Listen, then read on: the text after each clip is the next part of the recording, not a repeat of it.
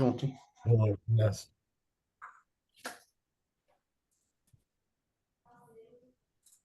Muito bem, muito bom dia, pessoal. Super feliz de estar aqui hoje. A gente está recebendo dois convidados muito especiais, já vou apresentar eles daqui a pouco. Esse é um evento em que a gente vai discutir os principais resultados, os principais insights do relatório Investment and M&A Health Techs. A gente faz esses relatórios periodicamente aqui na Liga, analisando as transações de M&A e de Venture Capital com startups de determinadas verticais. Essa última edição foi justamente focada nas startups da cadeia de saúde, e esse é o evento que a gente convida especialistas, pessoas que estão diretamente na linha de frente, envolvidas com o mercado de health techs e relacionadas a venture capital e M&A de alguma maneira aqui, para justamente repercutir os principais insights, os principais dados que saem e também trazer a visão deles de mercado para a gente entender um pouco mais desse contexto e captar também o que está por vir, né? É um mercado que está em constante transformação. A gente sempre usa esses 5 minutinhos iniciais aqui, enquanto está todo mundo chegando, para contar um pouco mais, apresentar um pouco mais da Liga. Então, para quem ainda não teve a chance de conhecer, a Liga é uma empresa especializada em apoiar grandes empresas a estruturarem e executarem as suas estratégias de inovação. A gente recentemente lançou esse nosso novo posicionamento como uma consultec. A gente usa muito dado, muita tecnologia e todo o nosso ecossistema para trabalhar essa pauta de inovação e transformação dentro das grandes empresas.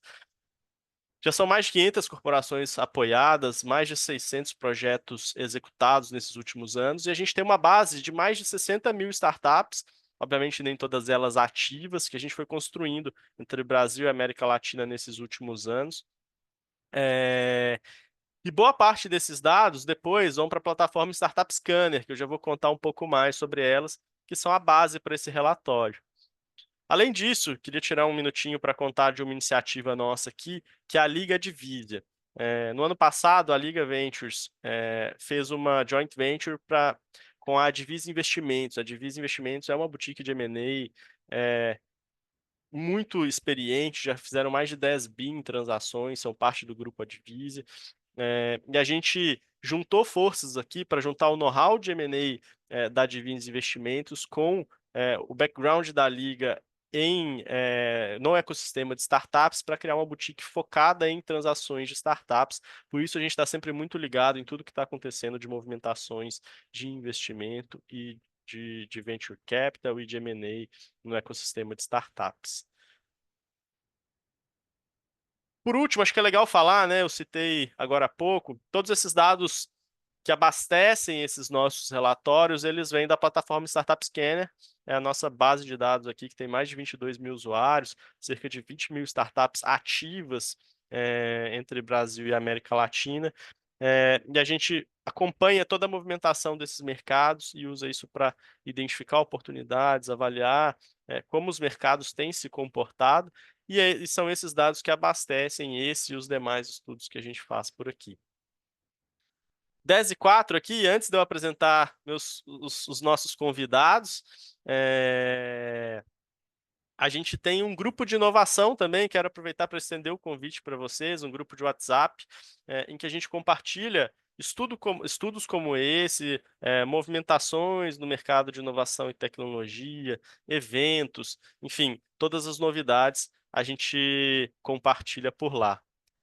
São 10:04 aqui, em geral a gente começa 10:05, então a gente já vai caminhando para o início do nosso painel. Enquanto isso, eu queria só pedir para vocês que já entraram, que já estão conosco aqui, aproveitem para se apresentar aqui no chat, falem quem vocês são, de que empresa vocês são, para a gente conhecer um pouco melhor vocês. Fiquem livres também para já mandar perguntas, questões que vocês tenham aqui. Obviamente a gente vai abordar, vocês podem mandar a qualquer momento, e a gente vai tentar reservar alguns minutinhos no final do nosso papo aqui para tentar responder algumas dessas perguntas. Agora sim, 10:05, como a gente tinha combinado, Vou apresentar aqui os nossos convidados. Hoje eu estou especialmente animado, acho que a gente vai ter um papo de altíssimo nível, porque a gente tem convidados aqui que estão de fato na linha de frente do que está acontecendo de inovação na área de saúde no Brasil. É, A gente está conosco aqui o Yves Sem Lourenço, que é Head de Inovação e Investimentos da FESPART, da Unimed FESP, super parceiro nosso aqui da Liga já de longa data. É, Estamos também com o Fabrício Valadão, que é fundador e CEO da Arvo Saúde. Ambos já vão se apresentar aqui. Eu vou pedir para vocês, então, contarem um pouco mais de vocês. Ivesen, começando por você, por favor, se apresenta, conta um pouco mais sobre a sua trajetória pessoal, mas conta também um pouco do seu papel na FESP, como que é a relação de vocês com startup, o Vital, enfim, dá um pouco do contexto geral para o pessoal que está acompanhando a gente aqui. Pô, Daniel, obrigado aí pelas palavras aí iniciais, obrigado pela apresentação. É um prazer estar aqui com vocês, né, com a Liga, com você, Daniel, com o Fabrício aqui, que é um parceiro, um novo parceiro nosso aqui também de projetos com a Arvo. Então, muito feliz de dizer que a gente está, né, contribuindo aí também com o desenvolvimento da Arvo no mercado e tudo mais. Então, ficamos muito felizes de falar disso aqui também. Bom, eu sou o Ivesen, eu, né, estou como Head de Inovação e Investimento da FESP-Part, e a FESP-Part é uma empresa da Unimed FESP, com as suas intrafederativas do estado de São Paulo, com as nossas sócias, para investimentos e desenvolvimento de inovação, tanto para a FESP quanto para o estado de São Paulo. Desculpe. Eu estou atuando já no mercado de inovação há mais ou menos 10 anos já tenho trilhado essa estrutura de inovação, tenho andado aí pelo ecossistema empreendedor de alguma forma, e trabalho com saúde já fazem mais de 15 anos já, minha trajetória quase toda de carreira é no mercado de saúde. Iniciei na saúde pública, trabalhando no Hospital das Clínicas, junto com a Universidade de São Paulo, com a Faculdade de Medicina. Participei de toda a construção do Inova HC, que hoje eu acho que é um dos principais hubs aí de inovação em saúde, e talvez o principal em saúde pública, de fato, aqui no Uhum. Brasil, um dos principais da América Latina. Fiquei à frente ali do hub por em torno de 4 a 5 anos, eu participei super ativo ali, ativamente da construção, do desenvolvimento dele, e vim para a Unimed FESP em 2022 com com o desafio de dar um segundo passo nessa trajetória, né, nessa jornada de inovação que a Unimed FESP começou em meados de 2019, que foi quando a gente começou alguns estudos de reposicionamento do nosso hub de inovação, que a gente fez algumas mudanças importantes nesse processo. O hub de inovação ele era uma área dentro de uma estrutura de tecnologia da Unimed FESP, e hoje ela passou a ser uma área, uma estrutura, né, um departamento dentro de uma empresa apartada, com um CNPJ próprio, que contribui com toda a estratégia, visão, tese de inovação e investimentos para a Unimed FESP e para a Singulares do Estado de São Paulo. Dá para falar mais sobre isso, mas talvez eu gastaria um pouco mais de tempo. É, de novo aqui, fico super feliz, super à disposição de estar aqui com vocês. Legal, boa, obrigado, Ivesen. Acho que a gente vai ter até a chance de aprofundar mais nisso. Vamos querer saber mais sobre que tipo de soluções vocês têm olhado, que tipo de tecnologias. Então, a gente aprofunda isso daqui a pouco. Fabrício, agora eu vou passar a bola para você. Conta um pouco mais também da sua trajetória até chegar na Arvo, né? E depois conta para a gente mais do que é a Arvo, o que que a Arvo faz. Boa, claro. Bom, bom dia, pessoal. Super obrigado, Daniel, Liga, pelo convite. Baita honra estar aqui. Quando o Daniel convidou, eu falei claro. Quando falou que o Iveson ia estar, eu falei claro 2 vezes. Então, é um prazer estar aqui. E, sem dúvida, Iveson, você já é parte da história da Árvore e tenho certeza que você tem um grande impacto na história de um monte de startup. Super, super bacana. Parabéns pelo trabalho que vocês fazem. Deixa eu falar um pouco aqui da minha história. Eu trabalho com saúde há bastante tempo também. Então, primeiro atuei em saúde do ângulo consultor. Então, minha formação não é de saúde, eu sou engenheiro de formação, mas eu atuei uma parte da minha carreira profissional como consultor numa empresa, numa consultoria estratégica que chama Bain Company, que é uma consultoria global. E lá foi onde eu comecei a trabalhar com saúde, tá? E foi lá que eu brinco que o bichinho da saúde me picou.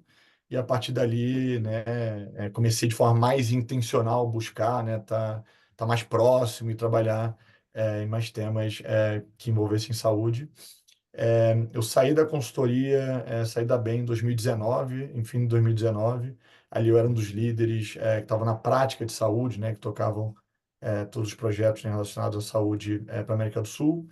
E saí para me juntar a uma outra empresa de saúde, né, para trabalhar com saúde numa outra empresa, que é a Aon, que é uma corretora, né, uma consultoria de seguros, e metade, né, dos negócios são em saúde, né, num braço que chama de Health Solutions.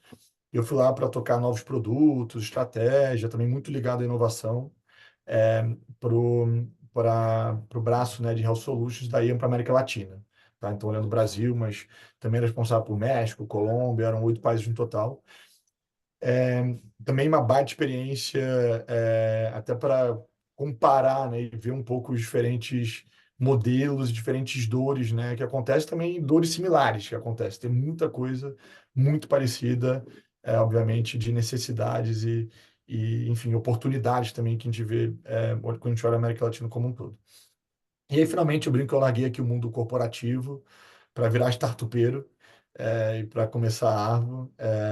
E a Arvo é uma empresa de tecnologia, de infraestrutura de tecnologia, para apoiar o processamento das transações de saúde. Tá? Então, a gente se define como empresa de integridade de pagamento. Tá? Então, para garantir que os pagamentos de saúde são feitos da forma correta e devida, né? Evitando abusos, né? Fraudes, erros, desperdícios, e fazendo isso de uma forma muito mais eficiente do que os processos atuais, que são muito dependentes, né? De pessoas. E a gente faz isso essencialmente, né, através de dados, né, através de ciência de dados, inteligência artificial, tá? Então, a gente atua nesses processos e até para dar uma cor para todo mundo, quando eu falo de transação de saúde, tá? Eu estou basicamente falando de todos aqueles pontos de contato que precisam acontecer para que né, uma prestação de serviço de saúde seja autorizada e paga, né? Então, aqui falando de uma pré-autorização. Aqui eu falo de uma auditoria de uma conta médica, uma vez que o serviço é prestado, e por aí vai.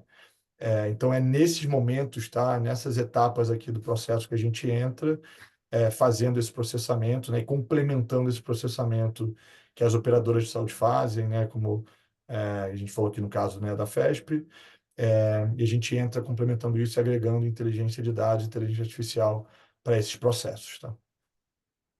Legal, boa, Fabrício. Vamos ter a chance de aprofundar um pouco mais também na árvore e no contexto dela, tanto sobre a ótica de investimento, mas como ótica de negócio aqui, de startup, nos próximos slides aqui. E até contando para quem está acompanhando a gente ideia é a gente pegar os dados que saíram deste relatório e usando ele de pano de fundo aqui para as nossas discussões, né? E essa então é a fotografia. Lembrando que esse relatório ele foi feito considerando transações até julho de 2024, né? Então, recentemente aqui a gente teve algumas transações relevantes envolvendo health techs, né? A gente teve a Mevo que captou essa semana passada, anunciou uma rodada importante. A gente teve a BIP Saúde, que captou uma rodada importante, ambas rodadas anunciadas acima de 100 milhões de reais. A gente teve uma rodada relevante aqui da Arvo Saúde, que a gente vai discutir um pouco mais com o Fabrício daqui a pouco, e que vão jogar esses números de 2024 para cima. Então, quando a gente for falar de tendência, várias vezes a gente vai falar um pouco também do número fechado de 23 e como a gente tem sentido o mercado em 2024 aqui. E aí, Vicente, começando com você, acho que uma coisa que me chama a atenção nesse gráfico, que dá para ver no mercado de saúde como um todo, o mercado de saúde ele é um mercado que, obviamente, ele talvez tenha sido o mais diretamente envolvido com o período da pandemia aqui, né? Então ele passou por uma transformação muito grande. Mas, de maneira geral, o mercado de venture capital teve um pico de investimentos em 2021, né? Aquela tempestade perfeita ali de juros baixos, inflação baixa, investidores interessados em investimentos alternativos, ao mesmo tempo em que a transformação digital era uma corrida muito urgente, né? E em saúde isso ainda foi mais latente, né? O que me chamou a atenção é que depois disso, em vários outros mercados, os investimentos e as transações elas despencaram para um patamar mais parecido com o que era em 2018, 2019 ali. Enquanto saúde se manteve num patamar bem acima do que ele era no período pré-pandemia, né? Tanto em número de transações quanto em volume de investimento captado aqui. Obviamente, se a gente olhar para 2019, a gente vai falar, ah, putz, mas 2019 teve mais investimento que em 22, 23. Mas 2019 teve um outlier ali, que foi o Gympass, que entra nessa conta, que sozinho captou 1 bilhão e 100 mil aqui. Então, basicamente, se você tira o Gympass ali, a gente está falando do mercado que era muito pequeno e que hoje subiu de patamar, né? Eu queria que você desse um pouco da sua percepção, tanto do mercado de venture capital quanto no mercado de corporate venture, que é um mercado que vocês estão diretamente envolvidos aí. O que você enxerga que mudou nesses últimos anos? Cara, eu posso dizer assim que eu acho que os venture capitals, de maneira geral, eles descobriram a saúde. Uhum, Descobriram que realmente, eu acho que eles entenderam que a saúde é um ambiente que tem diversas oportunidades de investimento, é um ambiente complexo e um ambiente que tem muita oportunidade de melhoria, tá? Fazer um paralelo aqui com a inovação corporativa, que a gente está também no dia a dia, né?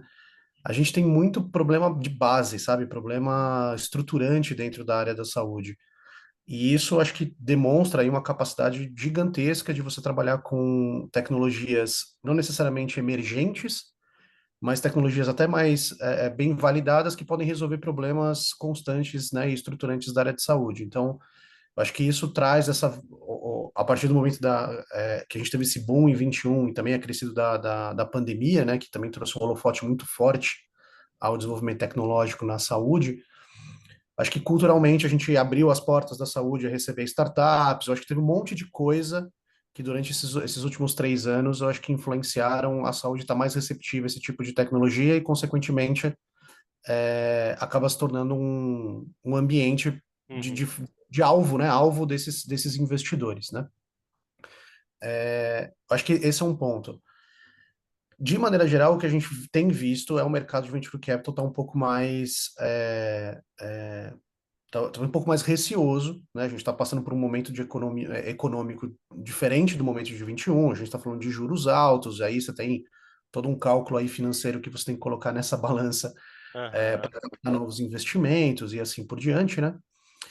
E, e eu acho que o mercado mudou bastante, mesmo que a gente tendo um volume próximo de 2020, a gente vê hoje que o investimento ele está muito mais vinculado a startups que tenham realmente já demonstrado uma capacidade de gerar caixa do que em anos anteriores, tá?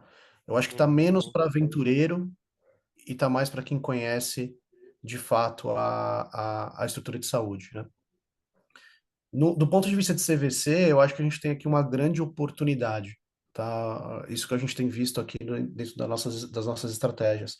Porque mais do que nunca, como o custo para conseguir esse dinheiro tá caro, tá alto para perfeito. conseguir esse dinheiro, para conseguir esse financiamento, o Smart Money entra agora de uma forma gigantesca como um diferencial de apoio a essas startups. Acho que os venture capitals já têm entendido isso, não só na área da saúde, mas para outras áreas também, construindo os seus escritórios de valor lá, de entrega de valor para as startups e criando estratégias de conexão com o ecossistema para entregar mais valor, justamente para poder acelerar esse crescimento, trazer menos risco, e garantir, né, no final das contas, que tem um crescimento mais saudável dos seus investimentos.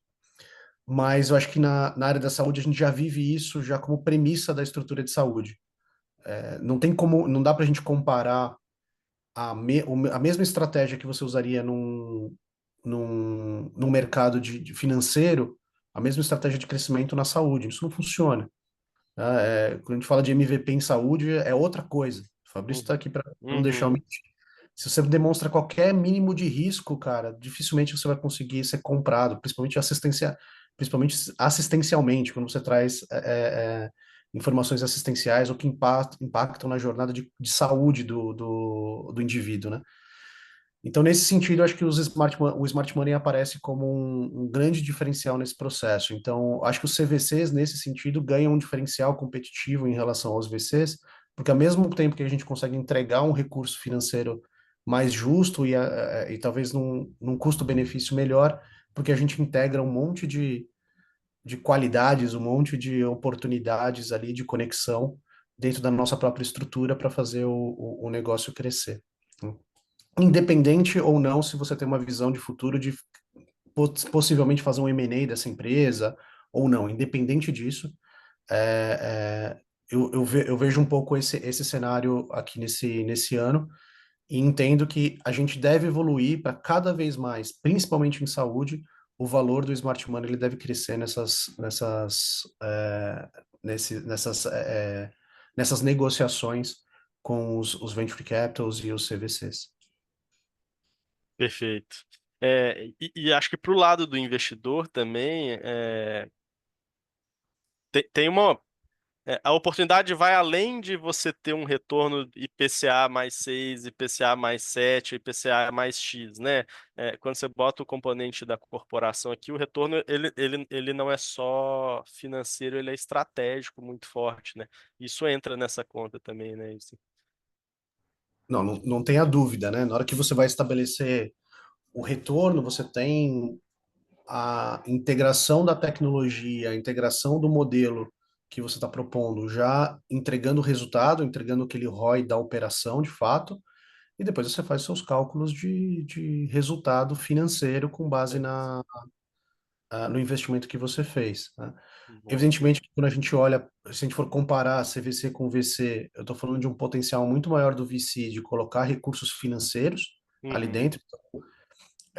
Eu vou falar de cheques diferentes, de tamanhos de cheques diferentes ao longo do tempo, né? Isso acontece para nós aqui, especificamente aqui na FESP-Part, mas quando a gente coloca tudo na balança, a gente consegue entregar muito valor nesse sentido, e os resultados são tão bons quanto, né? Se a gente for comparar só o resultado financeiro, de conseguir aquele 10x lá que é o sonho de todo mundo, Uhum. 20x que todo investidor quer, se a gente colocar na conta mesmo o saving que a gente traz, as novas oportunidades Perfeito. colocadas, talvez esse valor ele seja comparado nesse sentido, independente do valor que a gente entregou financeiramente, né? Tem uma carga estratégica muito forte quando a gente fala de CVC, isso não tem a dúvida.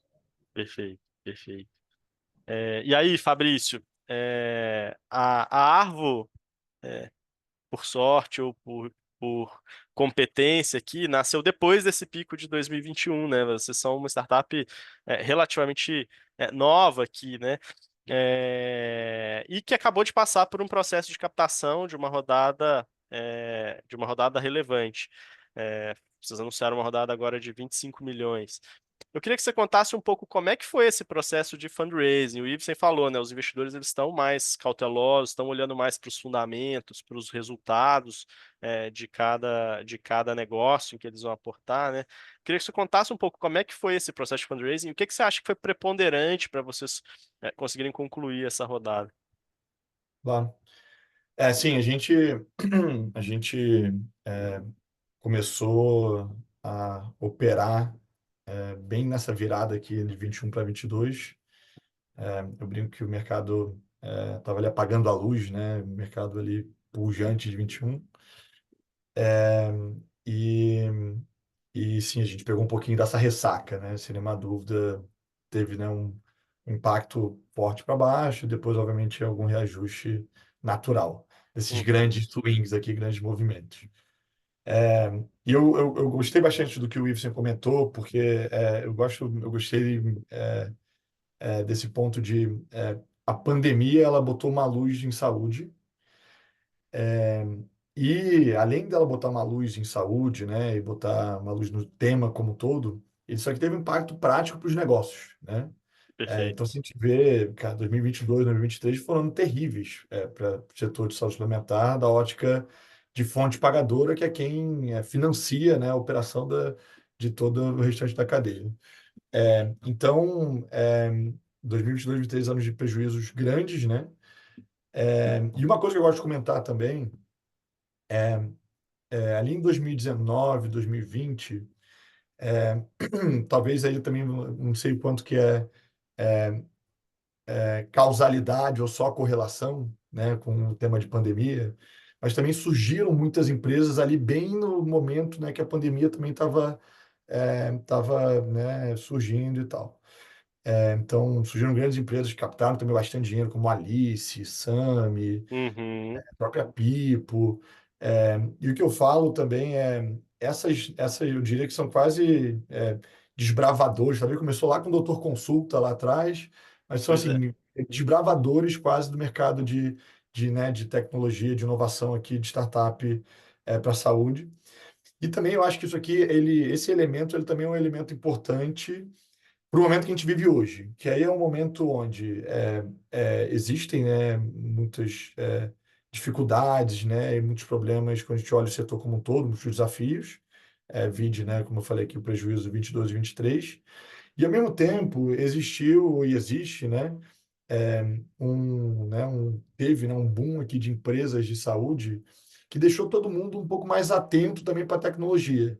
Eu falo que empresas como Alice, como Sami, como Pipo, elas também provocaram nos incumbentes, né, nas grandes corporações que estavam ali nesses mercados, também provocaram um pouco esse senso de urgência, né, de a gente precisa fazer coisas, a gente precisa se mexer, a gente precisa capturar também inovações que têm espaço aqui no setor. Então, eu acho que tem uma combinação grande aqui quando a gente fala muito de investimento, tem o porquê agora, né? E quando eu olho para a saúde, tem um porquê agora muito forte, sabe? Você tem uma Uhum. necessidade aliada com quase que uma validação, um desejo aqui de se abrir, né? Explorar novas oportunidades. E aí, para a gente, eu acho que enquanto a gente pegou um pouco essa ressaca, e também acho que deixou a vida de fundraising um pouquinho mais difícil que ali em Sim. 2021. Mas acho que também a gente, como empresa, a gente também conseguiu, acho, aproveitar esse senso de urgência. Então, aí também conectando um pouco o que o Iveson falou,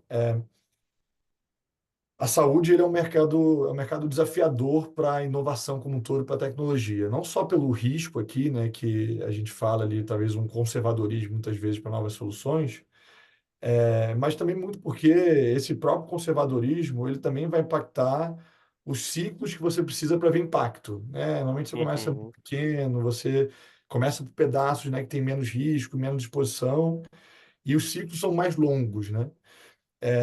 Então, eu acho que, né, à medida que no passado se fez mais apostas, talvez até um pouco mais desinformadas mesmo, né? Tinha pouca base, pouca tentativa para alimentar. Acho que hoje, cada vez mais, o mercado está fazendo apostas mais bem informadas. O que que significa? É, o que antes era necessário para você fazer um Series A, agora você faz um Seed. Uhum. Sabe? O que antes era necessário fazer um Seed, você faz um Pre-Seed. Uhum. É quase que o investidor ele ficou um pouco mais calejado, né? Deixa eu ter um pouco mais de segurança de que esse negócio aqui ele, né, para de pé e ele, né, de fato está resolvendo um problema. E aí vem aqui a máxima a gente fala de investimento e de venture capital. De fato, é um problema relevante, né, que está se propondo a resolver nessa empresa. É um mercado grande, então, além de ser relevante para algum indivíduo, para alguma parte, para algum stakeholder, você tem vários, né, stakeholders ou um volume Uhum. financeiro grande, né, que sofre essa dor e que isso aqui torna esse mercado grande. E por último, né, o terceiro elemento legal, tem um time aqui que eu acredito que consegue empurrar isso aqui para frente. E aí, ver isso daqui, né, que muitas vezes era suficiente ver no conceito, agora deixa eu ver isso aqui um pouco mais na prática, né? Deixa eu ver quanto isso aqui está monetizando, deixa eu ver quanto isso aqui está conseguindo escalar, qual é a margem, né, de contribuição do produto, quanto que esse time está de fato Perfeito. conseguindo executar. E eu acho que isso aqui deslocou, né, como se tivesse deslocado um pouco, quase que os pontos, né, os marcos para as rodadas. Eu acho que para a gente isso foi, de alguma forma, a gente aprendeu a navegar nisso, né? Então, a gente orientou bastante a construção da empresa, dos primeiros produtos, em como eu consigo mostrar valor de uma forma irrefutável, né, e o mais rápido possível, como eu consigo escalar o produto também, sem depender né, tentando encurtar aqui esse ciclo de venda e de escala, né, que especialmente as empresas B2B passam. A gente trabalhou muito em mostrar isso, né, para a gente mesmo, obviamente, para a nossa convicção e para o mercado. E isso aqui, talvez, acho que foi a fonte ou a base, né, para a gente pensar em levantar capital nesse ano. Boa, boa, muito obrigado por compartilhar a visão aqui, Fabrício. E aí, dando sequência, né, trazendo mais alguns números, né, o que que a gente percebe aqui são números de 22 contra 23. De maneira geral, a gente vê uma queda do ticket médio das transações nesses últimos anos. Por outro lado, a gente vê um crescimento aqui de investimentos early stage, né? Dá para ver que tem um apetite maior por startups em estágio inicial e, ao mesmo tempo, uma cautela maior para as sequências seguintes. Acho que para termos de metodologia aqui, para vocês, para todo mundo acompanhar o que que a gente está considerando um investimento early stage, a gente está considerando um investimento early stage até rodadas anteriores ao Série A. Então, Pre-seed, seed entram aqui, rodadas anjo. Mid stage são as rodadas Série A, e late stage, rodadas Série B em diante. Né? E quando a gente olha para 2024, isso não está aqui no relatório, mas quando eu estava preparando aqui o roteiro para conversar com vocês, eu aprofundei isso. Quando a gente olha para 2024, essa tendência se acentua mais. A gente vê uma queda de ticket médio geral, e um crescimento ainda maior nas transações early stage aqui. O que pode apontar que a gente está caminhando com uma nova geração de startups chegando aqui nesse período pós-pandemia aqui.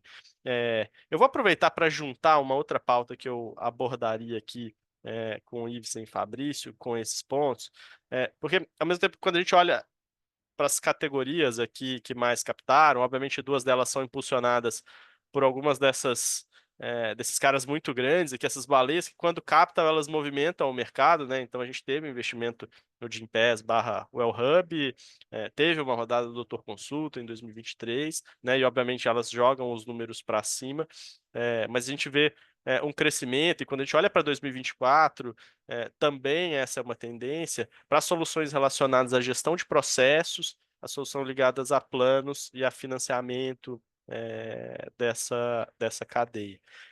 Eu estou juntando isso tudo porque eu queria explorar alguns desses pontos com vocês. Vou começar dessa vez com o Fabrício. Eu gostei que você foi fazendo meio que uma linha do tempo ali, né? Você falou desses caras que chegaram ali em 2018, 2019, né? Um período pré-pandemia, e ali a gente via uma corrida por novos modelos de negócio, pela digitalização dos modelos existentes, né? Então, corretoras digitais, programas de corretoras digitais, os planos de saúde digital first também, né? Aí veio a pandemia, a gente viu uma corrida muito grande pela telemedicina, digitalização dos processos todos, e no pós-pandemia, uma pauta praticamente única, era sempre assim, eficiência e fraude e mais alguma coisa. Quando a gente ia conversar com as operadoras, com os players de saúde, como é que eu lido com fraude, como é que eu reduzo meus custos, e também estamos olhando para mais isso aqui, mas era praticamente, e que tem tudo a ver com a Arvo aqui, né? Eu queria que você contasse um pouco das suas perspectivas, e ao mesmo tempo, nesses últimos 2 anos, só se fala de inteligência artificial no mercado como um todo, são duas pautas que estão diretamente relacionadas à Arvo aqui, né? Eu queria que você contasse um pouco sobre a sua perspectiva, que tipo de startups, ou que tipo de tecnologia você vê que tem ganhado espaço no mercado e que devem ter boas perspectivas para o futuro. Claro, claro. Eu vou só, se me permitir, vou refletir um pouquinho também algumas das partes que você mostrou antes. De fato, eu acho que o ambiente ele mudou bastante, né? Quando a gente olha a natureza, né, dos investimentos. E acho que tem uma coisa que eu queria, acho que reforçar aqui também, que a gente vem falado, ainda o mercado ele virou, ele não recuperou níveis de 2021 o pré, né? Então, ele Aham, ainda é um mercado que, enquanto lá em 2021 é um mercado muito mais pró-founder, né? Pró-startup, ele hoje é um mercado que ainda os fundos estão conseguindo comandar boa parte dessa velocidade, do ticket, e isso reflete, sem dúvida, nos números. Eu acho que melhorou, mas eu acho que ainda tem também algum caminho para perfeito. avançar. E aí, vamos lá, acho que fui conectando isso daqui com a realidade, né, do mercado como um todo. Eu acho que uma coisa que eu sempre é, foco bastante quando eu converso com, né, outros empreendedores, especialmente outros empreendedores de saúde, é a saúde. Bom, quando a gente fala de saúde no Brasil, né, essencialmente, a maior parte de oportunidade, né, que a gente vai falar e de produto, a gente está falando de B2B, né? Ele Perfeito. tem, obviamente, né, teses, tem soluções B2C, mas é exceção. O grosso do que a gente fala em saúde e formas, né, de impactar o mercado de saúde, a gente está falando usualmente de soluções B2B, tá? E as soluções B2B, elas têm uma série de desafios, especialmente de go-to-market, né? Como é que você consegue equilibrar essa capacidade, né, de gerar valor, né, e gerar valor de curto prazo, sem demandar, deixa eu até separar um pouco, capacidade de gerar valor, sem demandar uma grande paciência, né, do lado contratante, ou grandes esforços do lado contratante, ou muitas vezes uma incapacidade de ver de fato se gerou valor ou não, né? Uhum, E saúde tem muito esse desafio, mais uma vez. Tem ciclos longos, né? E às vezes é sim, difícil de você conseguir medir esse baseline corretamente, conseguir provar o retorno que gerou ou não gerou. Então, assim, quando mais do que falar, me arriscar aqui a falar de áreas específicas, o que eu acredito que tem valor em saúde nesse momento, e eu vou conectar também ali com o senso de urgência, formas, né, e soluções que geram valor de uma forma muito direta, muito mensurável, assim, irrefutável, e o mais rápido possível, né, o mais imediato possível, justamente porque no momento que você está ali numa situação de crise, né, e de crise de perfeito. sustentabilidade ali do seu PNL, é difícil as empresas pensarem, tá bom, deixa eu pensar como é que minha vida fica melhor daqui a 5 anos. A empresa está pensando como é que melhora a minha vida esse ano, sabe? Como é que eu termino esse ano no azul? As soluções elas precisam entregar essa capacidade de impactar o negócio. E, obviamente, o PNL aqui é uma métrica de negócio, mas impactar as alavancas de negócio que são relevantes para o seu cliente, e impactar rápido, né? Então, eu acho que isso, para mim, isso é chave. E aí, quando a gente entra em soluções, em saúde, tem um movimento que começou nos Estados Unidos, agora tem falado bastante no Brasil, que é de infraestrutura, e eu uso também esse termo aqui para a Arvo. Então, soluções que suportam, quase como uma solução de base que suporta o sistema como um todo. Uhum, Então, você pode pensar em, né, fazer uma vertical de ponta a ponta e dali ganhar espaço. Você pode pensar em potencializar quem já está jogando. A nossa tese aqui de infraestrutura, como é que eu potencializo quem já está jogando? Então, acho que tese de infraestrutura são teses que têm bastante espaço. E aí, quando a gente sai de infraestrutura, eu tenho visto também, e sou bastante otimista, com teses que vão no cuidado diretamente, que assumem o risco do cuidado, né, e que vão diretamente fornecer o cuidado de saúde é, e de uma forma muito mais eficiente, alavancando tecnologias, alavancando IA, alavancando, né, ferramentas que podem ser alavancadas, mas essas ferramentas não sendo o produto em si, essas ferramentas sendo um viabilizador para a entrega da solução final, que é a entrega de cuidado. Eu tenho visto, e aí deixa de ser, talvez, vira um tech-enabled, não é aquele tech puro, né, que muitas vezes os fundos gostam de olhar, né, aquele SaaS simples, uhum, SaaS padrão, né, gross margin 80%, aqui estamos falando de cuidado, mas eu tenho visto uma boa receptividade, justamente nesse conceito de, cara, isso aqui é o que resolve o problema que eu tenho hoje, eu preciso resolver o hoje perfeito, para pensar no meu problema daqui a 5 anos. perfeito. Muito bom. Gostei bastante da visão. E agora eu vou passar a bola para o Ivesen. Ivesen, que tipo de tecno... quero ouvir um pouco a sua visão agora, de que tipo de tecnologia que vocês têm olhado com mais foco na FESP, o que que tem brilhado, chamado a atenção de vocês, o que que vocês têm mirado como tese também, né? Até resgatando o que a gente falou, que a gente tem visto uma atividade maior em startups early stage, uma nova geração chegando, enfim, falando dessa linha do tempo aqui de interesse, o que que vocês têm olhado com mais atenção? Cara, vamos lá, deixa eu comentar algumas coisas que o Fabrício trouxe também, que eu acho que são importantes, né? Acho que um pouco do que ele trouxe agora nesse final, eu acho que ele representa muito o momento da inovação como um todo. Eu acho que a gente teve até um texto recente, é, eu esqueci a pessoa, cara, tava com o nome da pessoa aqui na minha cabeça, colega, poxa, esqueci. Mas que ele trouxe um pouco da discussão sobre a inovação aberta e o momento da inovação aberta, é, o imediato. Ele Aham, trouxe é isso, ele, exato. ele trouxe essa discussão, acho que foi um texto bastante feliz que ele trouxe, falando um pouquinho dessa. Acho que passou um pouco do boom e também um pouquinho das incertezas um pouquinho da espuma até que existia em torno da inovação aberta. E eu acho que essa fala do Fabrício, ela reflete um pouco o movimento de inovação como um todo, de encontrar soluções que sejam mais diretas do ponto de vista de retorno, até para poder trazer, né, e reconquistar a confiança em cima desse processo, desse modelo, né, de inovação que é a inovação aberta.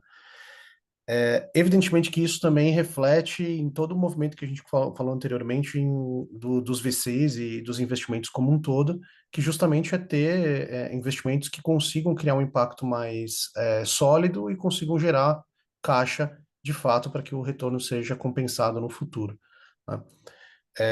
Eu tenho até uma visão um pouco mais romântica, até um pouco mais agressiva, no sentido de que eu realmente acho que a saúde não é para aventureiro e para o cara que só quer entrar na saúde para empreender e vender a startup, ou se não vender, tudo bem, que a aventura dele é fazer startup sair mesmo.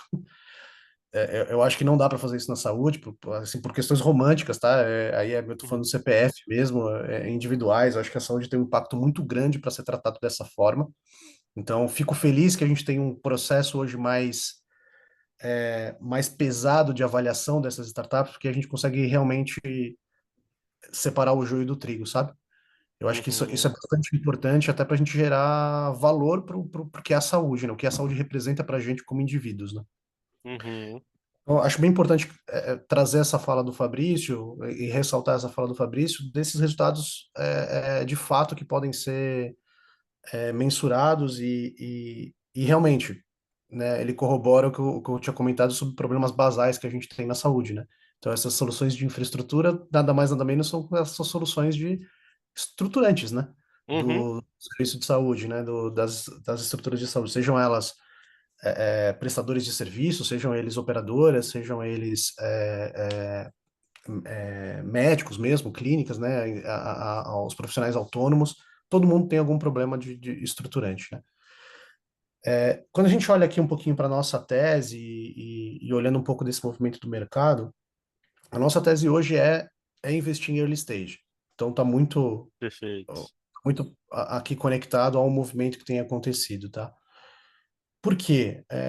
Não só pelos potenciais de retorno futuro do ponto de vista financeiro, se você consegue, né, ter uma evolução interessante da startup, você consegue ter um retorno super interessante lá na frente, mas eu acho que tem uma questão de fit com a nossa tese de inovação, que é também apoiar o crescimento e desenvolvimento de startups dentro do nosso ecossistema. Então, startups que estão um pouco mais early stage, elas se conectam muito bem com essa nossa tese de que a gente pode contribuir. Então, a gente entende que a gente consegue entregar mais valor em startups que estão em fase de validação do produto mesmo, ou até mesmo, às vezes, em fase até super inicial, em fase de investimento anjo, com seus primeiros protótipos sendo desenvolvidos e tudo mais, né? Então, a gente gosta muito de participar desse co-desenvolvimento, de participar desse Legal, feedback, do legal. desenvolvimento das startups. Então, para a gente, early stage faz muito sentido nisso, né? Tem uma Uhum, questão também relacionada ao ticket médio do investimento. Então, a gente vê de fato, né, o ticket médio diminuindo, mas o volume aumentando. De novo, eu perfeito. acho super interessante isso, porque na verdade você começa a ter uma priorização maior do uso do seu recurso, do uso do seu investimento dentro da startup. Eu nunca gostei daquele boom que a gente teve em 2021, porque eu achava aquilo uma especulação gigantesca em valuation e uma série de coisas que eu falei, cara, esse negócio vai explodir em algum momento, e de fato explodiu, um monte de gente teve que fazer layoff, um monte de gente teve que fazer não sei o quê, porque ninguém, cara, ninguém conseguia manter aquela taxa de Aham, crescimento aham, que existia. Então, eu gosto desse pé no chão que a gente está, esse momento mais pé no chão que a gente está passando. Eu acho que ele é muito mais saudável para todas as pontas, né? uhum, E para a gente como CVC é muito, faz muito sentido isso, né? Como corporação investidora, sabe? Porque eu olho para uma amplitude um pouco maior de qualidades de uma startup por conta dessas conexões estratégicas que eu preciso fazer, conexões de portfólio e tudo mais. Então, eu acho um momento muito bom para nós como investidores, e eu acho que a gente consegue encontrar startups que estão mais conectadas também com esse propósito nosso, muito mais conectadas às nossas teses, e eu acho que fica mais fácil de encontrar startups boas assim, como a Arvo e competentes como a Arvo, a título de exemplo. Não somos investidores da Arvo, tá? Só para deixar claro, mas aham, é a parceria que a gente tem desenvolvido ao longo do tempo. É, o que a gente tem olhado para tecnologias, né? A gente tem alguns investimentos já feitos em tecnologias mais estruturantes, e a gente tem olhado para o CVC até para olhando também para early stage, eu acho que as coisas se conectam. A gente tem olhado muito para médio e longo prazo quando a gente perfeito. olha mais para tese de investimento, não só curto prazo. Curto prazo a gente trabalha por meio da inovação corporativa, nos modelos de Uhum, venture client que a gente já está acostumado a trabalhar. Quando eu trago para a parte mais de venture capital mesmo, eu tenho olhado mais para médio e longo prazo, e aí eu tenho utilizado, né? A gente tem utilizado as principais tendências de tecnologias emergentes, né, ao longo do tempo. Então a gente tá olhando para inteligência artificial, a gente está olhando para IoTs, a gente está olhando para. A gente começou um movimento de olhar para biotecnologia. Então a gente tem olhado para tecnologias mais emergentes de maneira geral, conectividade e assim por diante. E alguns temas que nos agradam muito principalmente hoje e a médio e longo prazo, a gente tem olhado muito para hiperpersonalização.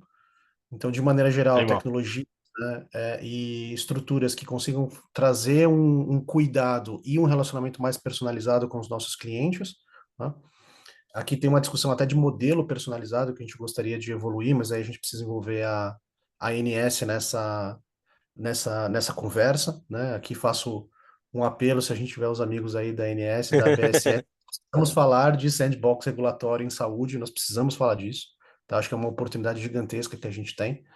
É, a hiperpersonalização, a gente tem olhado muito para autocuidado e qualidade de vida, tá? Então, a gente está olhando muito para como os indivíduos podem participar desse processo de Aham, cuidado, né?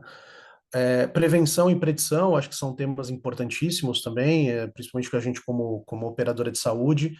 E aí eu acho que tem um movimento interessante que eu trago aqui de provocação, de fato, de a gente sair de um modelo hospital-cêntrico, um modelo mais pautado em resolver doenças agudas, situações agudas, e a gente começar a passar para um modelo mais de promoção de saúde como um todo. Eu acho que esse é um movimento importante que precisa ser feito do ponto de vista educativo, do ponto de vista cultural, e, consequentemente, por um ponto de vista de modelo para sustentação do que a gente vê de financiamento na saúde como um todo.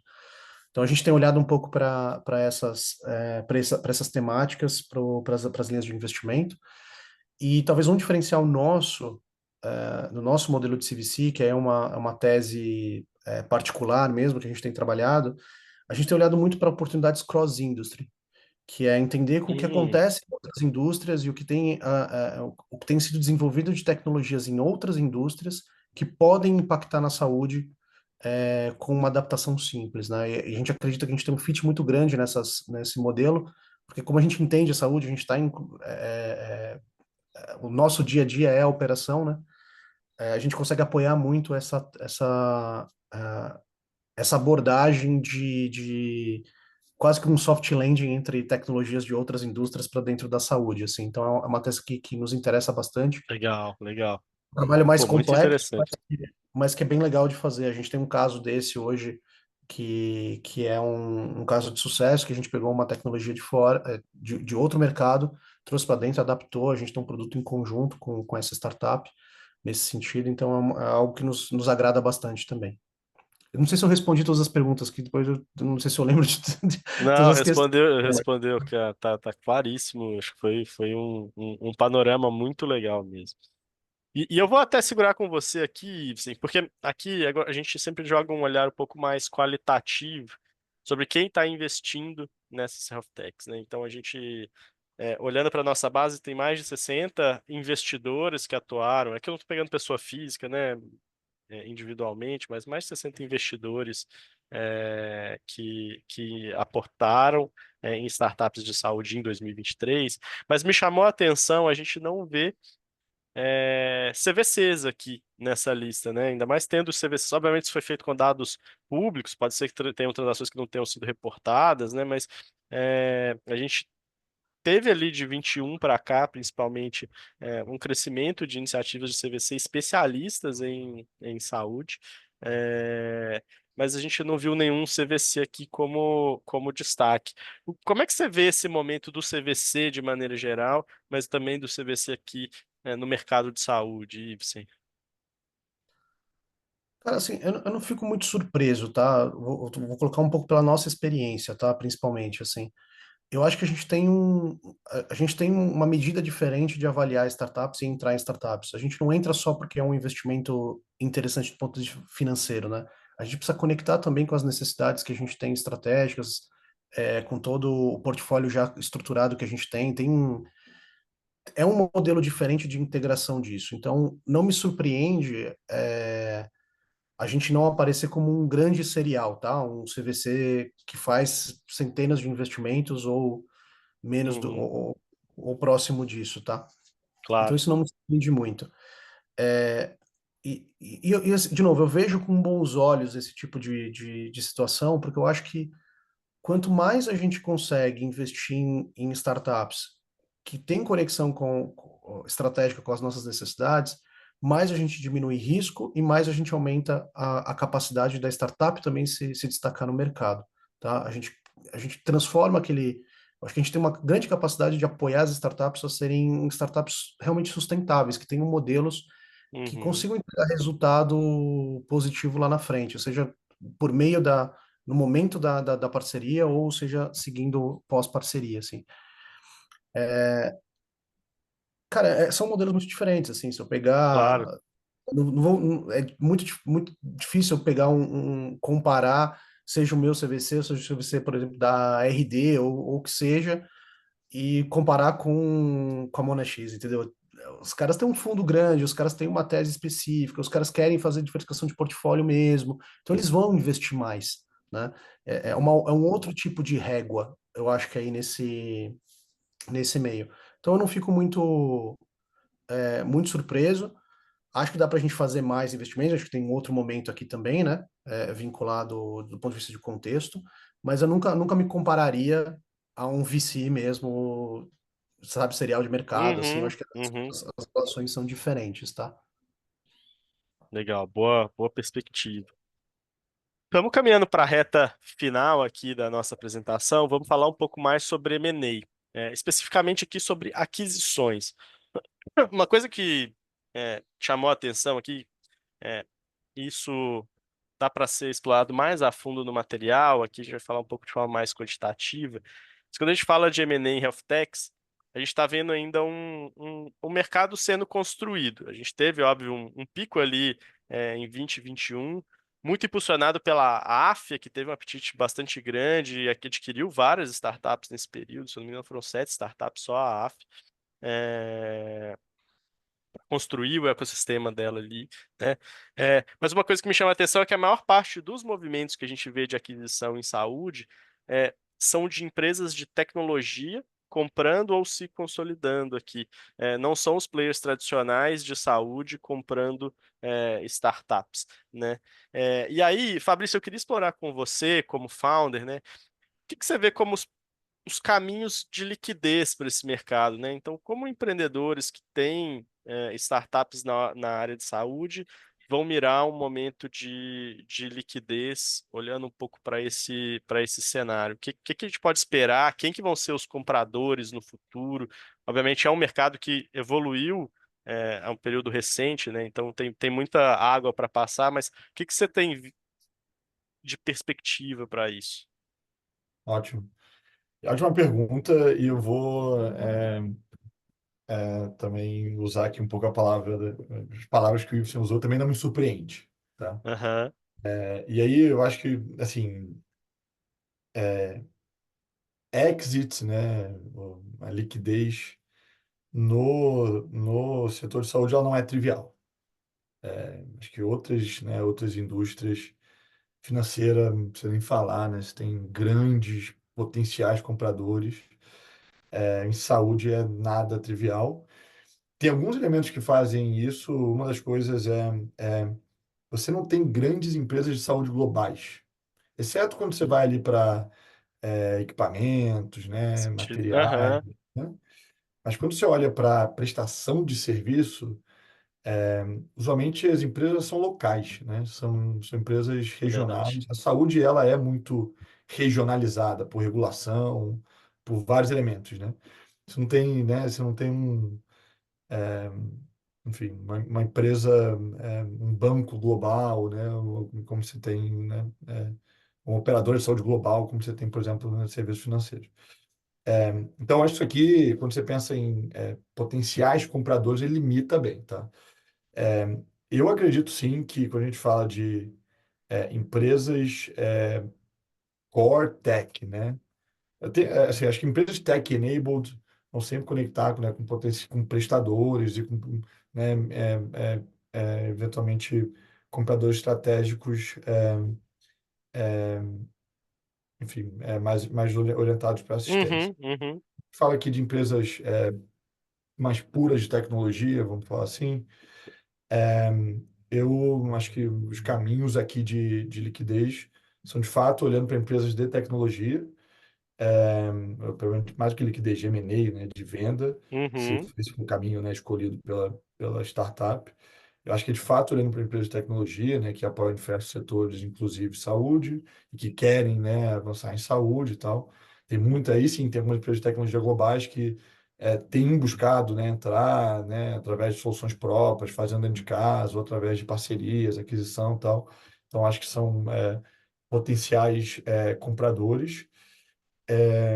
E eu acho que é isso, sabe? Eu acho que dificilmente a gente veria, tirando algumas exceções, né? Acho que a África foi talvez um caso recente ali no momento, né, inicial de formação do ecossistema, mas eu diria que os casos mais prováveis são, de fato, orientados para grandes empresas de tecnologia, muito mais para players de saúde, especializados.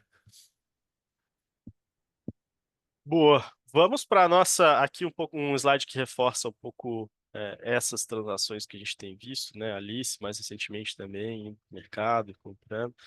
É, Vamos para nossa reta final aqui. Eu vou fazer uma última pergunta para ambos.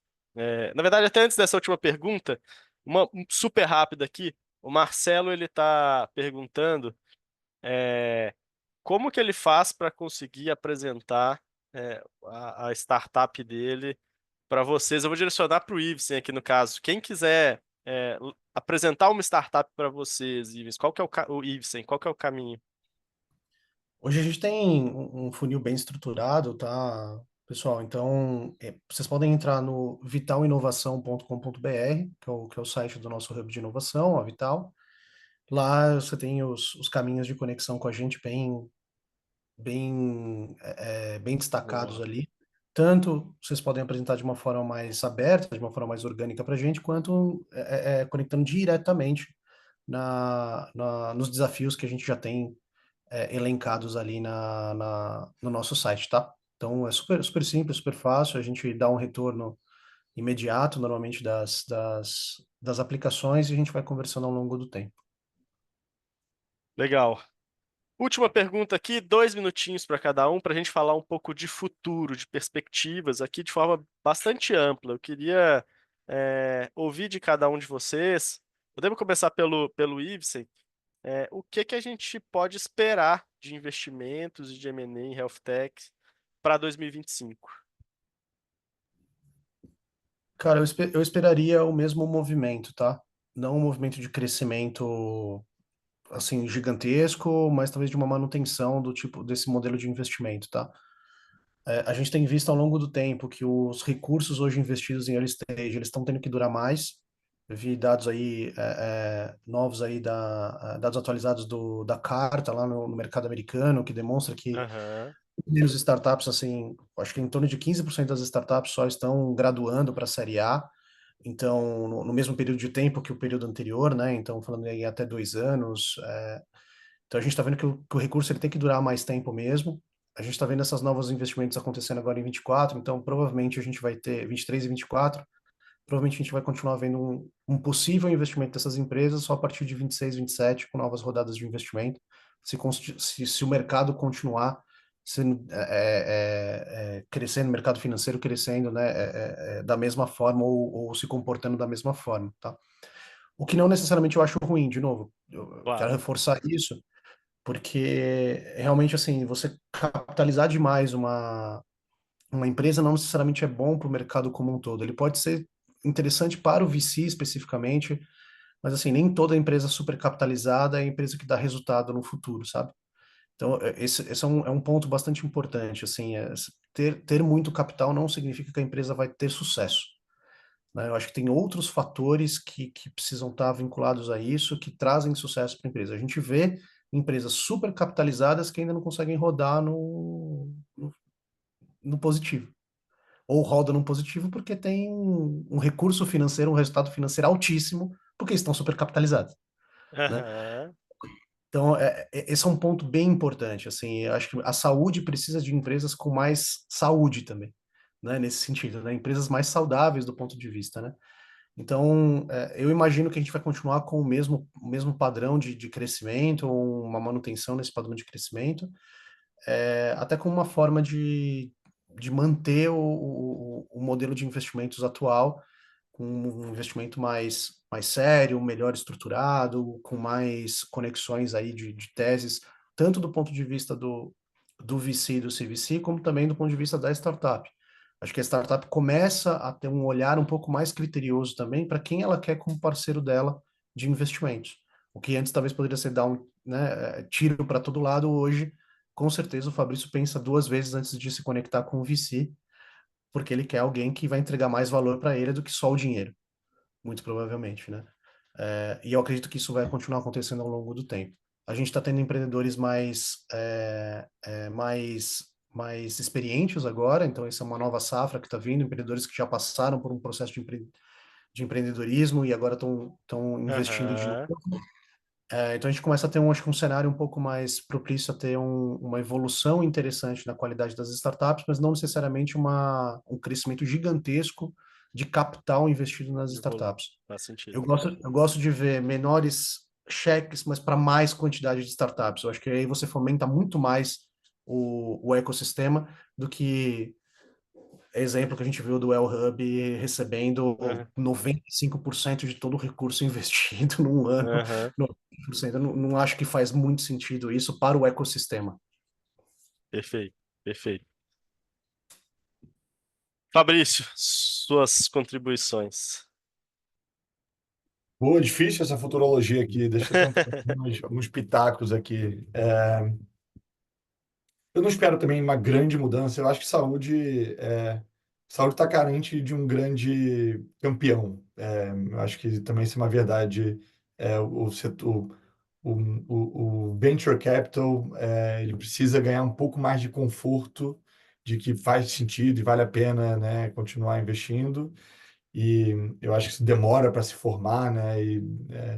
A gente falou todos os desafios. Eu não espero nenhum grande swing. Claro que tem desafios, mas ainda tem um monte de oportunidades. Os fundos estão investindo, tem apetite, né? E tem muita coisa ainda para ser feita de saúde.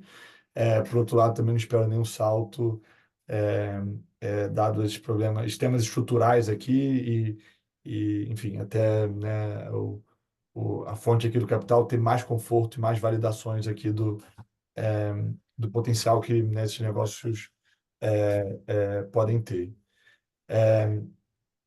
Concordo com vários pontos aqui que o Ivo falou também. Acho que até para quem está escutando aqui, para quem está participando, A gente fica, né, muitas vezes a gente como empreendedor, muitas vezes fica quase que uma vontade ali inconsciente de ter o mais capital possível, quanto mais capital melhor.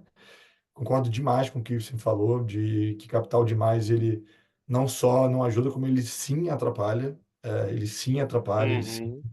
tira o senso de urgência, ele tira a austeridade, né, na forma de construir as soluções, de construir o negócio. Então, eu acredito particularmente que muito capital, capital além do que é necessário, ele atrapalha o negócio, ele coloca o negócio em risco.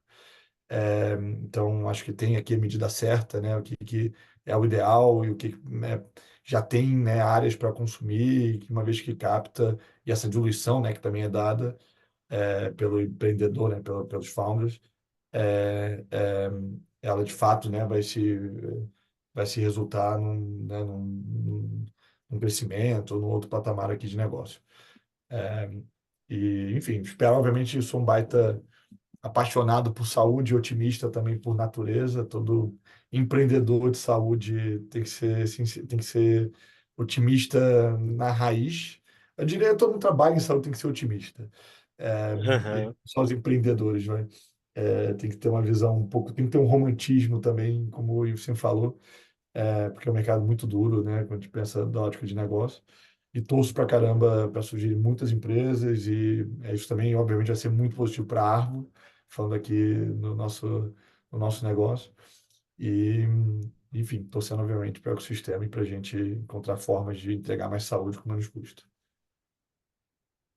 Excelente, pessoal. Pô, eu estava muito animado para o nosso papo hoje. Acho que foi mais do que justificado. Conversa muito boa, altíssimo nível. Muito obrigado, Ibsen. Muito obrigado, Fabrício. Baita aula mesmo. Muito sóbrio, muito profundo. Uma discussão bastante importante aqui, que é difícil de a gente ver, difícil de a gente ter. Depois isso vai ficar disponível para todo mundo acompanhar aqui, mas quero agradecer em especial aqui todo mundo que esteve com a gente, em especial aos nossos painelistas aqui, sem Fabrício, muito obrigado. Cara, eu Obrigado, que pessoal. agradeço aí o convite, agradeço por estar aí com o Fabrício mais uma vez aqui, a gente não próximos fisicamente, mas no mesmo local, na mesma hora aqui para a gente conversar. A última vez que a gente fez isso, saiu o projeto, né? Olha, temos que encontrar mais, Olha tem mais aí, coisa para sair. Então é muito bom quando os astros se alinham dessa forma, tá bom? Daniel, obrigado mais uma vez aí pela parceria. Digo mesmo, super prazer, obrigado pelo convite. Muito bom rever aqui o vídeo, Ibsen. Tem mais projeto para sair, então vamos encontrar mais. Próxima vez. boa. Mas eu preciso fazer aqui um agradecimento, não posso deixar de fazer. Eu agradeço a Liga pela formação de um craque que a gente tem no Olha time, aí, hoje, ó. que é o Furegato, e grande amigo também do Ibsen, que eu sei. Então não poderia também deixar de mencionar aqui. E, cara, vamos em frente, tem Baita, muita cara. coisa legal para gente fazer. Obrigado, Animal. meu, tá nesse relacionamento comigo aí, assim, né? A gente se conhece, cara, já faz um tempão, vai fazer uns 6, 7 anos fácil aí nessa É brincadeira. isso. É isso.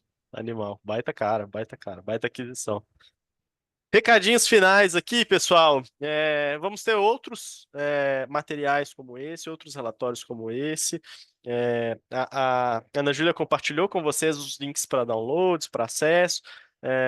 Esse é o nosso calendário aqui de atividades para o futuro. Então, em breve, vamos ter aqui o material de retail, de pets e de fintechs. É, Reforço o convite para quem quiser participar do nosso grupo. Tem bastante coisa acontecendo por lá, a gente sempre compartilha essas novidades por lá. Antes que a Ana Júlia puxe minha orelha aqui, peço também para vocês avaliarem o evento, para a gente melhorar cada edição. A gente compartilha também depois esses feedbacks com os nossos painelistas, então vai ser ótimo se vocês puderem dar a contribuição de vocês. Eu boto o QR Code aqui, mas o link está no chat, talvez seja até mais fácil para vocês. E acompanhe aqui então as novidades, acompanhe a liga, estamos super à disposição. Muito obrigado, pessoal. Tenham um ótimo dia.